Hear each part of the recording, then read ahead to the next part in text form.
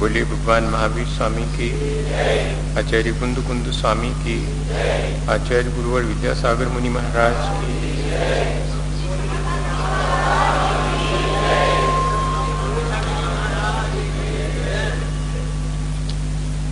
हम सभी लोग निरंतर एक ही बात पर विचार कर रहे हैं कि जो जीवन हमें मिला है उसे हम कैसे सार्थक करें, उसे हम कैसे और अच्छा बना सकें। जीवन उसका अच्छा बनता है जिसकी दृष्टि निर्मल हो। जीवन उसका अच्छा बनता है जिसे अपने आत्मा और देह के बीच भेद विज्ञान उत्पन्न हुआ हो, जिसे इस बात की समझ हो कि ये देहा शक्ति मेरे संसार को बढ़ाने वाली है, मुझे देह से भिन्न अपने आत्मा के प्रति रुचि होनी चाहिए। और जब एक बार देहा शक्ति दृष्टि के मिलने से घटने लगती है तो संसार ही मानो घटने लगता है। कभी गौर से देखें कि सुबह से शाम तक हम किसके चारों तरफ घूमते रहते हैं तो हम पाएंगे कि हम अपनी देह के और दूसरे की देह के चारों तरफ ही घूमते रहते हैं। हम और अन्यत्र कहीं देख भी नहीं पाते हैं, न हम सोच पाते हैं। जितनी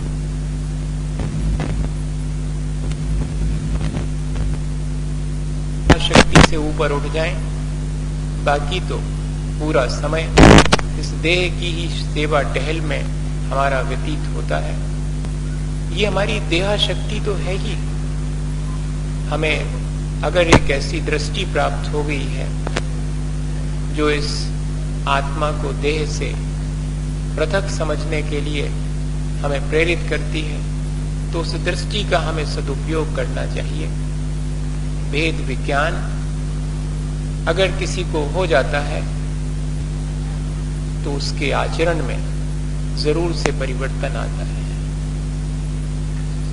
भले ही वो अल्प परिवर्तन क्यों न हो, पर परिवर्तन स्पष्ट रूप से दिखाई देने लगता है। कोई और देख पाए या न देख पाए, जिसके लिए भेद विज्ञान हुआ है, जिसकी दृष्टि निर्मल हुई है, वो स्वयं तो अपने आचरण को बहुत गौर से देखने लगता है कि मैं इस राग द्वेष के प्रपंच में कितना अधिक आसक्त हूं, या कि मैं इस राग द्वेष से ऊपर उठने के लिए प्रयत्नशील हूं। भेद विज्ञान है क्या चीज? एक तरह का साइंस ऑफ सेपरेशन है, एक तरह के पृथक्करण का विज्ञान है। दो पृथक चीजें हमारे मोह के कारण एक मालूम पड़ने लगी हैं। मुझे सिर्फ ये जतन करना है कि मैं इन दोनों के अलग अलग स्वरूप को समझ करके इन दोनों को भिन्न महसूस कर सकूं। भिन्न मान लेना, जान लेना आसान है, हालांकि ये भी उतना आसान नहीं है, पर फिर भी भिन्न मानना और जानना अपेक्षाकृत आसान है भिन्न अनुभव करने। जो व्यक्ति देह और आत्मा की भिन्नता का एहसास करने लगता है, उसके लिए उसके आचरण में परिवर्तन आना बहुत आसान हो जाता है। हमारे अपने आचरण में अगर परिवर्तन नहीं आता है तो हमें गौर से इस बात की तरफ ध्यान देना चाहिए, बहुत गंभीरता से इस बात पर विचार करना चाहिए कि क्या सचमुच मैं देह और आत्मा के पृथक्करण के अनुभव की तरफ बढ़ रहा हूं या नहीं बढ़ रहा। इसे हम साइंस ऑफ ट्रांसपेरेंसी कहें तो भी कह सकते हैं। ये एक तरह की पारदर्शिता का विज्ञान है। अगर ये हमें हो जाए तो फिर जो भीतर आत्मा दिखाई नहीं देती, मात्र देह दिखाई देती है, देह के पीछे छुपी हुई उस आत्मा को भी देखने का हम उपक्रम करेंगे, अगर हमें ये भेद विज्ञान प्राप्त हुआ है। मैं ये बात इसलिए कहूं कि जब जब मैं आचरण में परिवर्तन की बात कहता हूं तो मुझे लगता है कि आचरण में परिवर्तन की बात कहने की आवश्यकता क्यों पड़ी है, जबकि ये चीज तो सहज रूप से परिवर्तित होना ही चाहिए थी। हम कितने जोर लोग हैं कि हमें दृष्टि की निर्मलता और आत्मज्ञान होने के बाद भी अपने आचरण को परिवर्तित करने की ललक उत्पन्न नहीं, जबकि जो दृष्टि संपन्न है, आत्मज्ञान से संपन्न है, जो इतनी सब बातें सुनता और जानता है, उसके बिहेवियर में कोई चेंजेस नहीं आते हैं। बड़ा आश्चर्य मान, वे इच्छाएं, वे राग द्वेष, वे संसार के प्रपंच ज्यों के त्यों बने रहते हैं, और व्यक्ति बहुत ज्ञान और बहुत बाह्य क्रियाएं करने लगता है, तो बहुत आश्चर्य लगता मुझे। अब जीवन में भी झांक के देखता हूं कि क्या सिर्फ आचरण में परिवर्तन कर लेने से मेरा कल्याण हो जाएगा? तब तक तो, अभी तक तो हो जाना चाहिए था। मैंने तो अपने आचरण को कितना परिवर्तित कर लिया, लेकिन मेरी दृष्टि तो उसी राग द्वेष के प्रपंच को बढ़ाने की है। मेरी दृष्टि में वीतरागता जब तक नहीं आई है, तब इस बाह्य सारे क्रियाकांड से होने क्या वाला? कुछ नहीं होने वाला। ऐसा अंदर महसूस होने लगता कई बार। आपको पता नहीं महसूस होता कि नहीं होता, आप जानो, लेकिन ये एहसास होना चाहिए अपने भीतर में, तब जाकर के हम अपने जीवन को सार्थक बना पाएंगे।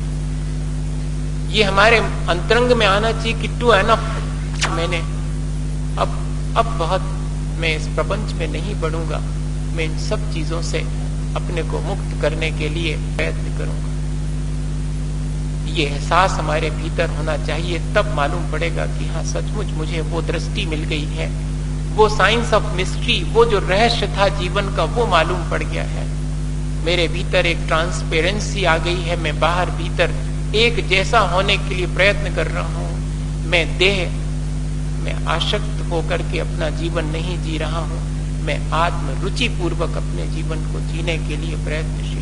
वरना इतनी सब चीजें की क्या आवश्यकता पड़ती कि अभक्ष चीजों का त्याग करो, कि रात्रि में भोजन का त्याग करो, कि ये मत करो, कि वो मत करो। ये तो उनके लिए कहने की आवश्यकता है जो दृष्टि विहीन है। दृष्टि संपन्न व्यक्ति के लिए सबकी कोई आवश्यकता नहीं है, किसी के कहने सुनने की आवश्यकता नहीं है। दृष्टि मिल जाने के बाद ये सब चीजें ऑटोमेटिकली, मैं कहता हूं, आपो आप इनसे विमुख हुए बिना नहीं रहे। अगर नहीं विमुख हुआ है तो अभी दृष्टि निर्मलता प्राप्त नहीं हुई, अभी वो वास्तविक ज्ञान प्राप्त नहीं हुआ, अभी तो सिर्फ किताब का थोड़ा बहुत ज्ञान हो गया है। ये कसौटी हमारे लिए कितनी बार हम पर उपकार करके आचार्य भगवंतों ने अपने जीवन को परखने के लिए दी है। हम एक बार परख के तो देखें इस कसौटी पर कि क्यों मेरे जीवन में ये सब चीजें हैं, जानते समझते हुए भी, तब अपने आप हमारे जीवन में परिवर्तन आएगा। वरना वैसी स्थिति है अपन सबकी, तो मैं ईमानदारी से कहूँ, मैं भी उसमें शामिल हूँ। आप मुझे बिल्कुल अलग नहीं माने, मैं शामिल करके चलता हूँ अपने आप को। आपने इधर ऊपर बिठा दिया है, इससे ऊपर तो कली भी बैठी रहती है। ऊपर बैठने से कोई नहीं पड़ता, भीतर से ऊपर होने में फर्क पड़ता है, ये मैं जानता हूँ बहुत ईमानदारी से। इसलिए बहुत कई बार मेरे मन में ये संसार के प्रपंच को देख करके, और इतना सब कुछ सुनने समझने के बाद भी व्यक्ति के भीतर अगर परिवर्तन नहीं आता, तो एक बहुत छटपटाहट मुझे लगती है कि अरे, ये हमारी चेतना, हमारे उपादान में कितनी कमजोरी है कि अच्छे श्रेष्ठ निमित्त मिलने के बाद भी हम अपने उपादान को जागृत करके अपना आत्म कल्याण नहीं कर पाते हैं, और उसी प्रपंच में, संसार में लगे हुए हैं। एक व्यक्ति रोज सुबेरे से वो पानी सींचने का फव्वारा होता, पानी भर लेते हैं और फिर उसमें से एक फब्बारे जैसी वो नली लगी रहती है, उससे ऐसे सींचते हैं क्यारियों में पानी। पहले चलता था, आज भी वो फब्बारा पानी सींचने का चलता हो तो चलता हो, माली वगैरह बगीचे उसका उपयोग करते हैं। तो वो आदमी रोज जो है फब्बारे में से पानी सींचता करता था कि मैं पानी सींच रहा हूं। पड़ोसी ने कई बार देखा कि उस फब्बारे को हिलाता तो है लेकिन उसमें से पानी वानी नहीं गिरता। तो उसने एक दिन कहा कि आप रोज फब्बारे से क्यारियों में पौधों में पानी सींचते हो लेकिन पानी तो कभी हमने गिरते नहीं देखा। तो उसने कहा जरूरत भी नहीं है। मतलब बोले वो फूल वगैरह जो लगे हैं वो प्लास्टिक के हैं। तो अब वो और मुश्किल में पड़ा वो पड़ोसी कि मैं तो ये सोच रहा था कि ये पानी ही नहीं गिरता, क्या कारण है? ये कहता कि पानी की जरूरत भी नहीं है गिराने की क्योंकि प्लास्टिक के फूल है। तो उसने कहा फिर ये उपद्रव करते काहे को? उसने कहा इसलिए ताकि पड़ोसी लोगों को ये भ्रम ना हो जाए कि ये प्लास्टिक के हैं। मैं रोज सींचता हूँ, नहीं तो ये ज्यों की त्यों ऐसे लगे रहेंगे तो लोगों को संदेह हो जाएगा कि बिना पानी सींचे और ये ज्यों की त्यों कैसे लगे। मैं पानी सींचने का भी नाटक करता। आया समझ में? हाँ तो क्या होगा? मैं रोज रोज भगवान के अभिषेक का, रोज रोज पूजा का, रोज रोज और सब स्वाध्याय का, इस सब का फब्बारा लेकर के सींचता तो हूं लेकिन फूल सब प्लास्टिक के हैं। जीवन में परिवर्तन कोई भी नहीं। आ गया समझ में? ऐसा न करना भैया, ऐसा करते तो कई जिंदगियां गुजर गईं। अपने जीवन को परिवर्तित करने के लिए ये सारी क्रियाएं हैं, चाहे व्रत नियम उपवास हो, चाहे भगवान की पूजा पाठ हो, चाहे 3 समय स्वाध्याय हो, सब एक ही उद्देश्य के लिए हैं। उस एक उद्देश्य की पूर्ति के लिए कि मैं कैसे इस देह से जो मेरी आत्मा पृथक है उस आत्मा की अनुभूति कर सकूं, उस पृथकता का अनुभव कर सकूं। मैं देह में रह करके उस देह की ही अनुभूति से सुबह से शाम तक सुख दुख का अनुभव करता रहता हूँ। इस देह के लिए सुख के साधन जुटाता रहता हूँ, दुख होने पर व्यथित हो जाता हूँ, जबकि इस देह से मैं भिन्न हूँ। ये एहसास करने के लिए ये सारी चीजें हैं। फिर चाहे हम 5 पापों का त्याग करने की सौगंध लें और चाहे उन 5 व्रतों को धारण करके और एक बाउंड्री बनाने के लिए उन व्रतों की रक्षा और उन व्रतों की वृद्धि के लिए देश व्रत लें और अनर्थ दंड व्रत ग्रहण करें, और या कि आज हम भोगोपभोग के परिमाण का विचार करें। इन सबके पीछे एक ही उद्देश्य है कि मैं जिस किसी तरह से इस देहा शक्ति से बचकर अपने आत्मा का अनुभव कर सकूं। जो मैंने कर्म बांध रखे हैं, जिनके वजह से मैं संसार में भ्रमण करता हूँ, पंच परावर्तन करता हूँ, उससे मैं ऊपर उठ सकूं, इसके लिए भोगोपभोग की सीमा हम अपने जीवन में करें। इस पर हम कई प्रकार से विचार कर चुके हैं। आचार्य भगवंतों ने हमारी विषया शक्ति को घटाने, हमारे इंद्रिय और मन के विषयों को सीमित करने की सलाह दी है, सिर्फ इस वजह से कि जब ये देह मेरी नहीं है तब मैं इसमें इतना आसक्त क्यों होता हूं, और मुझे अपनी आसक्ति घटानी है तो मुझे इंद्रिय और मन के विषयों से पहले आसक्ति घटानी पड़ेगी। और ऐसे नहीं घटती इंद्रिय और मन के विषयों से आसक्ति, उनकी सीमा कर लूंगा तो हो सकता है कि जितनी सीमा मैंने रखी है उसके बाहर की चीजों से आसक्ति तो कम से कम घट जाएगी। ये अभ्यास जैसे बाल बोध अपन पढ़ते हैं, ऐसे ही हम लोगों के लिए ये अभ्यास करने की शिक्षा दी गई, और उद्देश्य वही है, लक्ष्य वही है कि ऐसे धीरे धीरे पहले मैं अपने भोगोपभोग के चीजों की सीमा करूं, उनसे आसक्ति घटाऊं, तब फिर मेरी देहाशक्ति घटेगी, और देहाशक्ति जिसकी जितनी कमती हो वही व्यक्ति आत्मा की तरफ रुचि बढ़ा सकेगा। वरना तो सुबह से शाम तक देह की सेवा शुश्रूषा में ही समय व्यतीत हो जाएगा, आत्मा की खबर लेने के लिए वक्त ही कहाँ मिलेगा।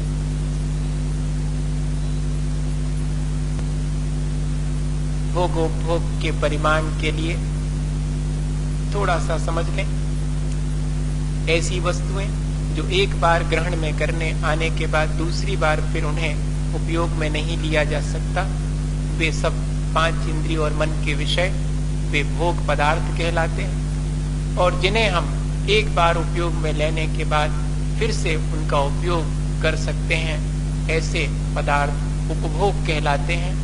भोजन इत्यादि तो भोग पदार्थ हैं और वस्त्र आभूषण इत्यादि ये उपभोग की वस्तुएं हैं, कई बार हमारे उपयोग में आती हैं। इन सब को भी सीमित कर लेना। आज के समय में इन सब का हम लोग असीम उपयोग, अंतहीन उपयोग करने की जुगत में लगे रहते हैं। सुबह से शाम तक भोग और उपभोग की वस्तुएं जितनी अधिक हो सके मेरे पास उतनी अधिक हो, इसका प्रयत्न हम करते हैं। हमें इसकी सीमा करनी चाहिए। खाने पीने, ओढ़ने बिछाने, सुबह से शाम तक के काम में आने वाली सारी चीजें, उन सब की हम सीमा बना लें तो हमारे जीवन में देहा शक्ति घट सकती है। हमें थोड़ा सा समय मिल सकता है अपने आत्म कल्याण के लिए। इसलिए ये प्रयत्न करता है। 5 प्रकार के अभक्ष पदार्थ कहे गए, अभी हम उनसे ही शुरू करें।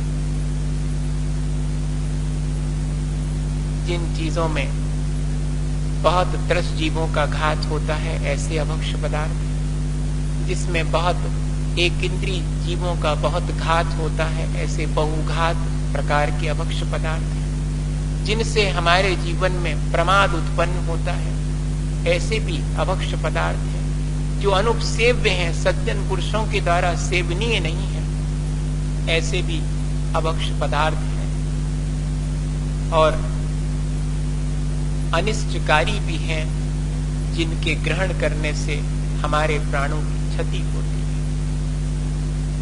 क्या इतना विचार हम नहीं कर सकते सब चीजों के बारे में? सिर्फ खाने पे लागू नहीं करना, ये तो सिर्फ प्रतीकात्मक है।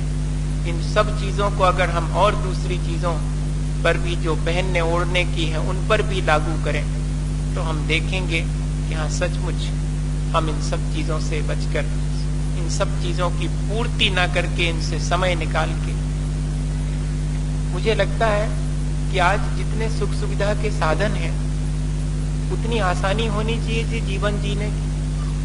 पहले लोगों के पास इतने सुख सुविधा के साधन नहीं थे। सुबह से कहो आधे पौन घंटे तो चूल्हा जलाने में ही लग जाए, फूंकते फूंकते आंखें आंसू भर से भर जाएं और धुएं से भर जाए पूरा का पूरा घर, और वो आधे घंटे पौन घंटे उसी में लग गया। और अब अगर जो है आटा पीसना है तो सुबह 4 बजे उठ करके चक्की चलाएंगे, तब घंटे भर में जो है और आटा रोटी बनाने के लायक बन पाएगा, और फिर मसाले पीसने में आधा पौन घंटे उसमें लग जाएगा। अब ये चीज, इतने अच्छे साधन आ गए, अब तो बहुत आसानी से बटन दबाते ही सारी चीजें हो जाती हैं। उधर अग्नि प्रज्वलित हो जाती है, इधर मिक्सी में सारे पिसकर के मसाले आ जाते हैं, उधर मशीन में से जो है वो आटा आ जाता है। ये जो आधे घंटे सब में लगता था, वो समय चला कहाँ गया? हमने सोचा था कि ये साधन अपनाने से समय बचेगा तो मेरे धर्म ध्यान के काम में आ जाएगा, वो धर्म ध्यान के काम में ना आकर के मेरी देहा शक्ति के कारण किसी और देह की सुविधा में लग गया। ये जितनी देहा शक्ति है वो ही मेरे अपने जीवन को रेगुलेट करती है, वही मेरे अपने जीवन को चलाने वाली है। देखा जाए अगर कहते जरूर हैं कि हमारी आत्म कल्याण की रुचि है, लेकिन आत्म कल्याण की रुचि वाला ऐसे प्रपंच में नहीं पड़ता। आप ही बताओ, पड़ता है क्या? हमारे सामने बैठे इसे हाउ कहियो ऐसो नहीं कह रहे। ईमानदारी से अपनी छाती पर हाथ रख करके कहना किसी अकेले कोने एकांत में कि सचमुच ऐसा है या नहीं है। अगर मेरी आत्म कल्याण की रुचि है तो मैं इतना काय को फैला रहा हूं, इतना संसार का प्रपंच काय को बढ़ा रहा हूं? पेट भरना ही है ना, इतना ही तो है, और क्या करना है मुझे? लेकिन उसी पेट भरने के लिए मैं सुबह से शाम तक प्रयत्न करता रहता हूं। ये विचार आना चाहिए। है बहुत छोटी सी चीज, दूसरे के कहने सुनने से नहीं, अपने भीतर से ये विचार क्यों नहीं आता? आना चाहिए, स्वयं आना चाहिए।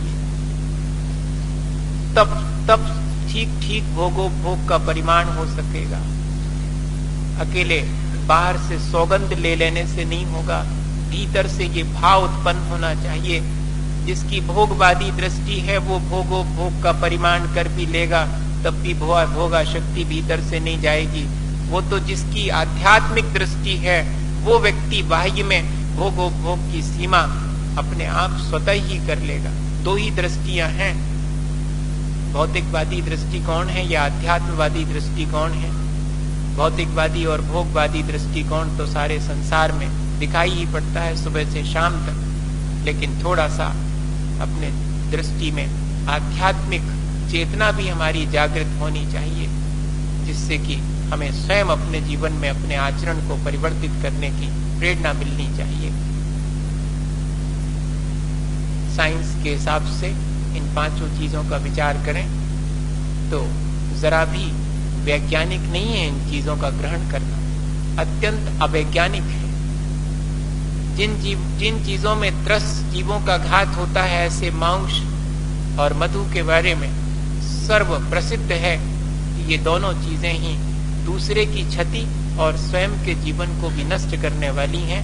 ये वर्तमान में बड़े बड़े साइंटिस्ट इस चीज को कह रहे हैं कि धीरे धीरे और हमें शाकाहार पर आना पड़ेगा।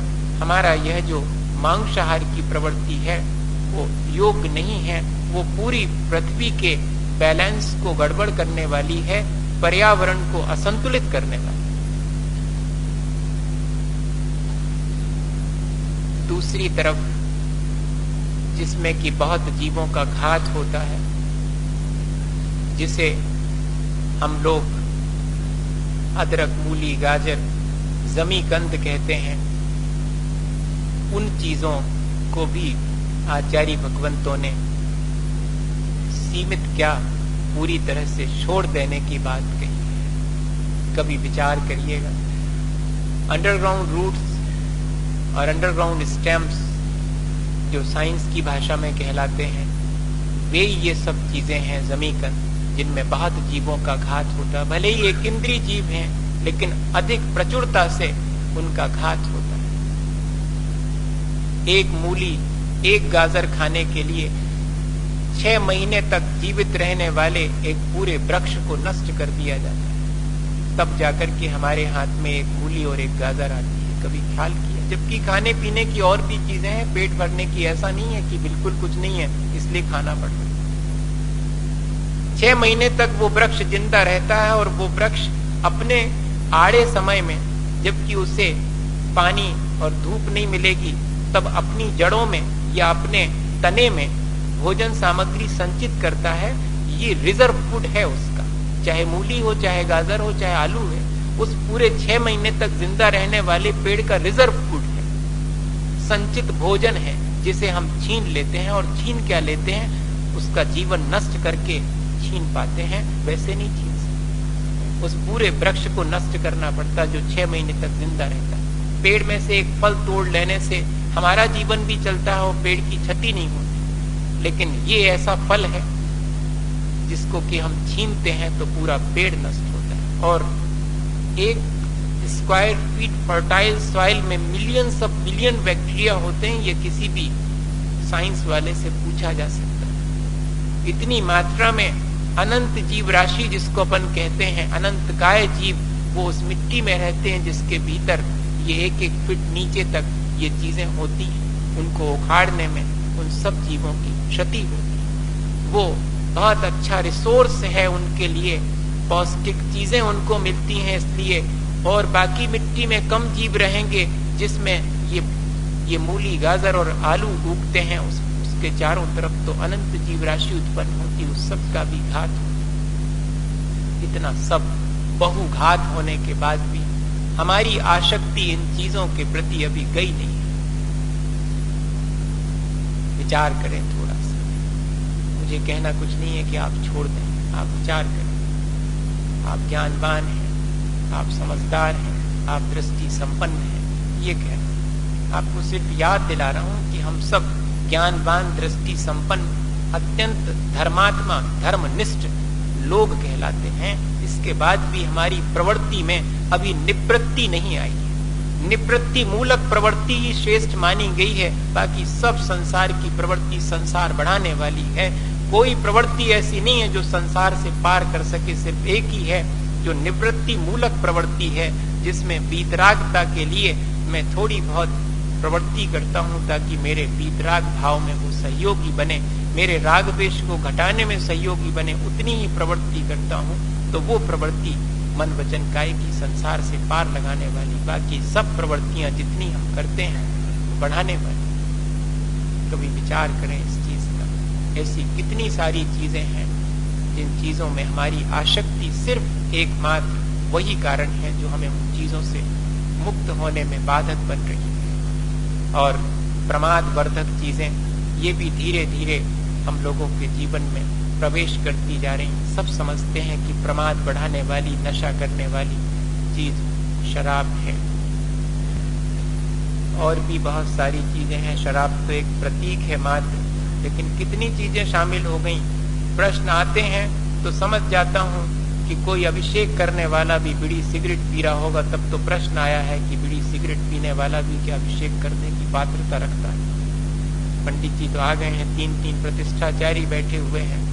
इनसे पूछ लेना कि अभिषेक करने वाले की कितनी योग्यता होनी चाहिए। मैंने तो इन्हीं लोगों से कुछ चर्चा करके और ये जाना कि जैसा आचार्यों ने अभिषेक के लिए जितनी पवित्रता बनाई है, वो तो भगवान के छूने की पवित्रता, पात्रता तक हमारे भीतर नहीं है। हम किस हाथ से भगवान को छू सकेंगे? क्या हमारे हाथ उतने पवित्र है नहीं? जिन हाथों से हमने एक भी धार्मिक कार्य नहीं किया, सिर्फ अपनी भोग विलास की सामग्री जुटाने में ये हाथ लगे रहे हैं, उन हाथों से क्या भगवान का हम अभिषेक कर सकते, उनका स्पर्श कर सकते? और अकेले स्पर्श करने से, हाथ से भगवान के, हम कभी पवित्र नहीं हो जाएंगे।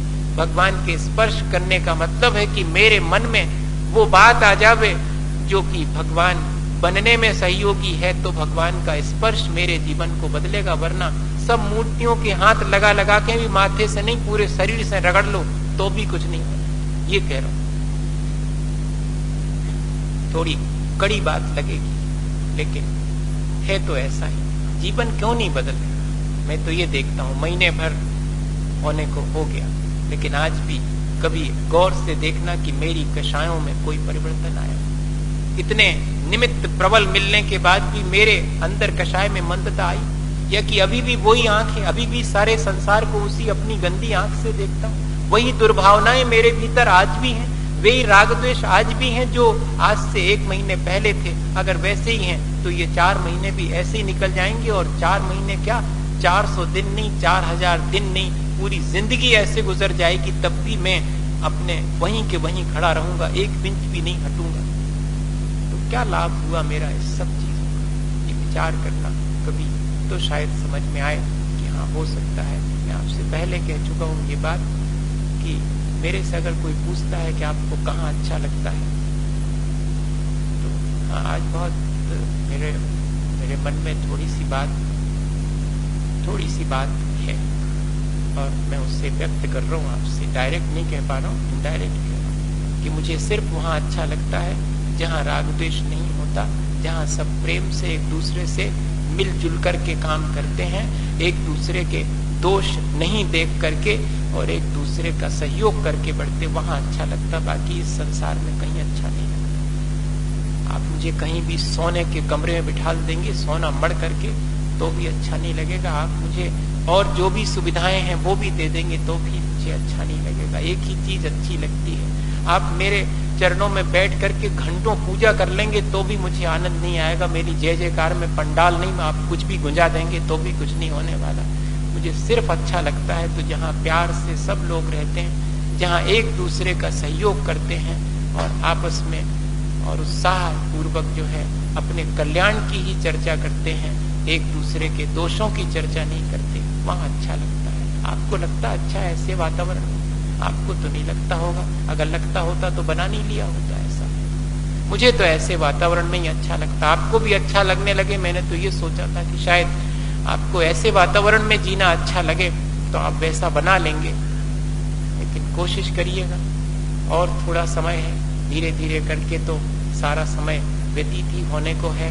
कोई रुकता थोड़ी हमारे लिए, समय रुक जाता तो शायद हम कुछ कर पाते। नहीं, समय के रुक जाने पर भी वे लोग नहीं कर पाते कुछ जो कि अपने जीवन में व्यतीत होते समय में कुछ नहीं कर पाते हैं। हमें प्रयत्न करना चाहिए कि हम अपने, चाहे बाह्य में हम थोड़ा बहुत भी कर पाए तो कोई बात नहीं है, लेकिन अंतरंग में कषायों की निर्मल, कषायों की मंदता और पवित्रता अगर हमारे जीवन में नहीं आई तो इसका कोई विशेष लाभ नहीं होने वाला। और विशेष कोई बात मेरा कहने का विशेष मन नहीं है। मैं तो सिर्फ इतनी ही बात कहना चाहूँगा कि वर्णी जी का जीवन बहुत सरल था और भोग उपभोग, परिग्रह, परिमाण, ये सब चीजें उनके जीवन में सहज थीं। और उनका एक उदाहरण सुना करके अपनी बात आज इतनी ही पूरी करता हूँ, ताकि हमें लगे कि हाँ सचमुच ये जो कुछ भी हम कर रहे हैं, व्रत नियम इत्यादि करने के पीछे उद्देश्य यही था कि हमारे जीवन में आसक्ति घटे और हम प्राणी मात्र और अपने कल्याण के लिए कोई उपाय करें। वर्णी जी बंडा से जो है कर्रापुर पहुंचे, कर्रापुर से और सागर जाना था। पैदल पैदल चलने का नियम ले लिया था और उसका कारण इतना ही था कि बस में बैठे थे, एक दिन टिकट लेके बैठे थे। 7 प्रतिमा थी उस समय। 10वीं प्रतिमा वाला करे तो करे त्याग वाहन का, वैसे 11वीं प्रतिमा वाले को वाहन का त्याग हो जाता है, लेकिन 7वीं प्रतिमा में उन्होंने वाहन का त्याग नहीं किया था। सो बैठ के जा रहे थे, टिकट ली थी, लेकिन कोई नेता वगैरह आए होंगे उस बस में जाने के लिए। सो कंडक्टर ने उनको कहा कि ये बाबा खड़े हो जाओ तुम। तो उन्होंने कहा भाई हमने टिकट ली है, अच्छे बैठे हैं हम, हमें क्यों आप खड़ा कर रहे? कहते तुम होते खड़े के नहीं होते? कहले भैया नाराज ने हो, खड़े का होते हम तो उतर ही जाते हैं। सो गाड़ी रोक करके कहा रोको भाई, और उतर गए और नीचे उतर के एक कायोत्सर्ग करके और उसी समय संकल्प लिया कि आज से वाहन में बैठने का त्याग, जिसमें जो है इतना विकल्प करना पड़े, संक्लेश होवे, उस चीज ही को छोड़। ऐसी दृढ़ता थी, ऐसी सरलता थी उनके जीवन में। जब वो पैदल चले जा रहे थे सो रास्ते में एक गरीब आदमी दिखाई पड़ गया और ठंड का तो समय था, शाम को और ठंड बढ़ने लगी थी। खेस ओढ़े थे अपनी, मोटा सा जो है चद्दर, उसी को खेस बोलते।